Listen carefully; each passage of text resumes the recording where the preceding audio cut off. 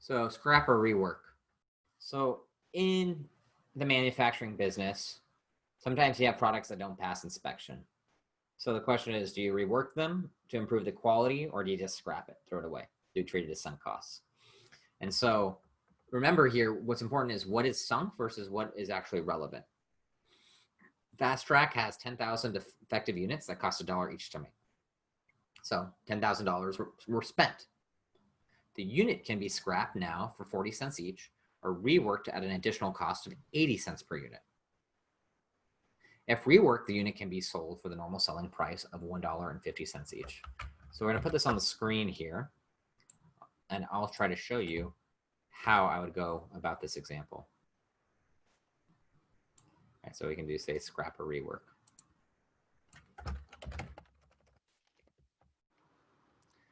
So how would I go about solving this? I'd say, okay, well, we know that we have, what are our sunk costs? Everyone get in here. What do you think our sunk costs are? Let's get everyone go on the tab. Share this. What do you think the sunk costs are? What are our relevant costs?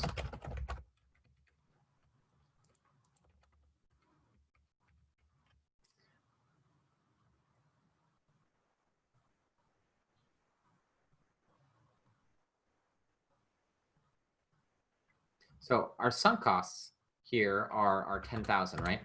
And I'm asking you all to participate in this, right? You can all go. We know $10,000 we're not getting back. We made 10,000 units that for each one we spent $1, and they're defective. We can't sell them. What we can do is we can scrap them. Scrap revenue. So if we scrap them, we get 40 cents each. And so we can make this even by unit, and you can see how the calculations will work. This is how I'd go about solving the problem. So you can also per unit, number of units, dollars, 10,000.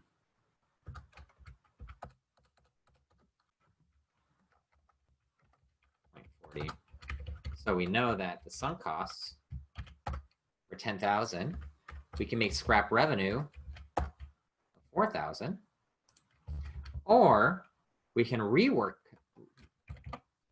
it at 80 cents costs. Rework costs 8.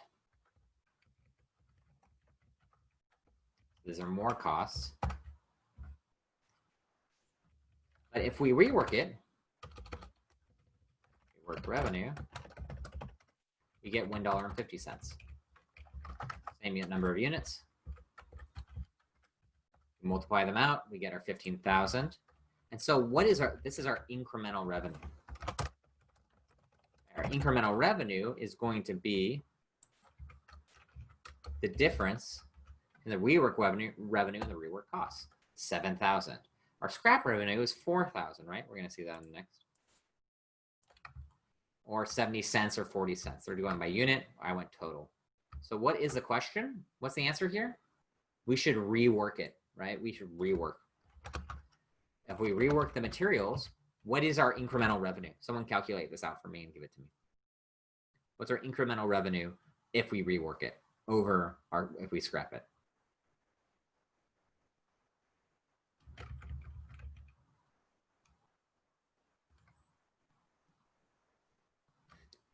Good job. 3,000 bucks. Correct. Great job. Does that all make sense? Does this help seeing the sheets, how the calculation work, or do you prefer we just go over the slides? I'll stop sharing. Is it clear?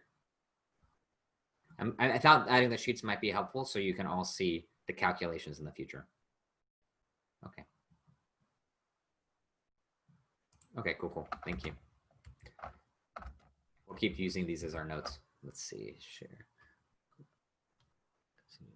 screen. Awesome, so that's our scrap or rework. So we'll keep going. Next question. How do we determine sales mix with constrained resources? And so here's the thought. is we can't sell unlimited amounts of product. We just don't have unlimited resources, right? So when a company sells a variety of products, some are likely to be more profitable than others. Management concentrates sales efforts on more profitable products, right? We want to sell as many of the most profitable products as possible. If production facilitates or other factors are limited to producing, we have to produce less of others. So, and because if I can only produce 100 units of something in a given month, I have to decide what's the most profitable. But I also have to decide, is there enough demand for the customer to want to buy those products?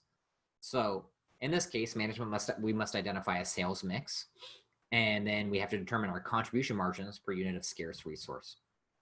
And so here we're seeing, this is the example. So we are selling 2 products. We'll make another sheet here. 2 products.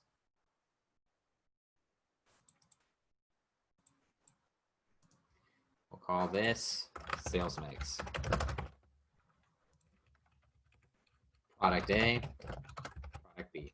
I like putting names to it. Whenever there's these kind of ambiguous product A, product B, widget 1, widget 2, I think it makes it a little less fun. So we'll call it something interesting. Well, what are we selling? We'll sell something that's, we can say swords and hammers. Product A and product B. We can sell swords for $5, kind of cheap swords, hammers for $7.50. Let's see. Is our selling price? This is our variable cost. Variable cost costs us $3.50, costs us $5.50. What is this? What are we looking at right now? As soon as we see variable costs, we've gone over this in class. What are we talking about here? When we split out variable costs, normally we're talking about the contribution margin. Contribution margin. Perfect. Exactly. Whenever we see this split out, we're talking about contribution margin. Excellent job. So this is our contribution margin per unit. I just subtract CM per unit. And I'll just spell it out. Contrib. I'm not an English teacher, so don't mind my spelling. Contribution margin per. So right here, we can see, wow, we actually make more money per unit by selling hammers.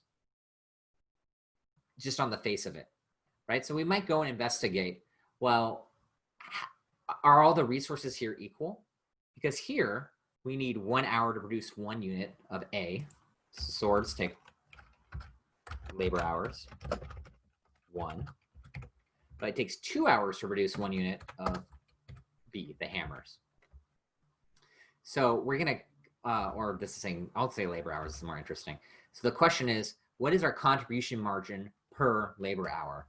So our contribution per labor hour here is actually 150 divided by 1. Here it's actually $1. So if our labor hours are what's limited, so this is contribution margin.